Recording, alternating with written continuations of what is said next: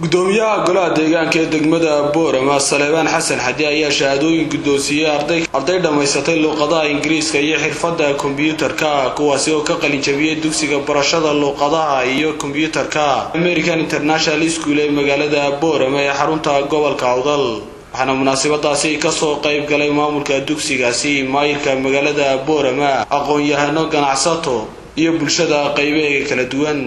waxaana gooreyntii madashaasi ka hadlay maamulaha dugsigaasi Khalid Farxaan Xuseen oo ka sheekay marxaladii kala duwan ee uu soo maray dugsigani 2000 han idinka waramo ardaydii ka qalin jabisay 2005 ilaa 2006 waxa ka qalin jabiyay 9 arday guud ahaan 12 kamid waxay ahaayeen rag halka ay 7 kamidna ahaayeen dumar 2007 ilaa 2008 waxa ka qalin jabiyay 12 arday horta ruuxantii marka luqad baanu ku aasaasnay waxaanu dhigaynay waxay ahayd ku beesgareysneedu arday luqadda dhigata that means luqaduna waxaanu ay ardaydaas soo wadeen muddo dhan 2 sano ardaygu wuxuu qaataa shahaado diploma laakiin ardaygu waa in uu noqdaa qualified that means hadii uu bulshada hadii uu dugsiga uu dhameeyay ka dhexbaxo waxaan ka marxaati kacaysa in uu qofkaasi noqon karo qof isku filnaansho gaari kara bulshadana wax badan ku soo tari kara sidoo kale waxa isaguna halkaasi ka hadlay maayirka magaalada Boorama Salebaan Xasan Xadi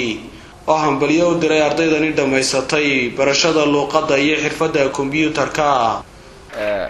waa runoo wax marxaati ah waxaan la qabtay iyo yaani aragtidayda maanta igu cusubtahay isma laha waxaan uga marxaati kacaya sida ay sheegeen inay runtahay oo yahay institution haru soo jiray wax badan qabtay annagana la nooga baahan yahay heel iyo haba idila garab istaagno anagu ka golo deegaan ahaan anigoo magaca golaha deegaanka cusub ee dhalinyarta ku hadlaya waxaan idin ballan qaadayaa wax kasta oo facilitation ah oo aad nooga baahataan inaanu idila garab taaganahay maanta hawlo badan baa ii yaalay xeerkii lagu dhiqi lahaa golayaasha deegaanka 5 sano soo socda ayaa la ansixinayay councilka way wada fadhiyeen aniga Cabdiqani oo kaliya ka soo baxnay waxaanu nidhi tixgelin bay mudan yihiin meel kasta oo ay dhalinyaro joogto habeen iyo dharaarba inaanu garab istaagno way naga go'an tahay idinka laakiin maxaa idinka rabaa dadkeena waxaanu doonaynaa inaynu sameeyno behavior change inaynu bulshada ku sameeyno inaynu dhaqankan dabeecadahan dadkeenu ay caadeysan inaanu wax ka bedelno si kastaba ahaatee dugsiga American International School ayaa ka mid ah dugsiyada ku yaala magaalada Boorama ee xarunta gobolka Awdal ee lagu barto barashada luqadda Ingiriiska iyo xirfadda kombiyuutarka Qadar Maxamed Xasan Labaqayle TV-ga caalamiga Soomaali Saad magaalada Boorama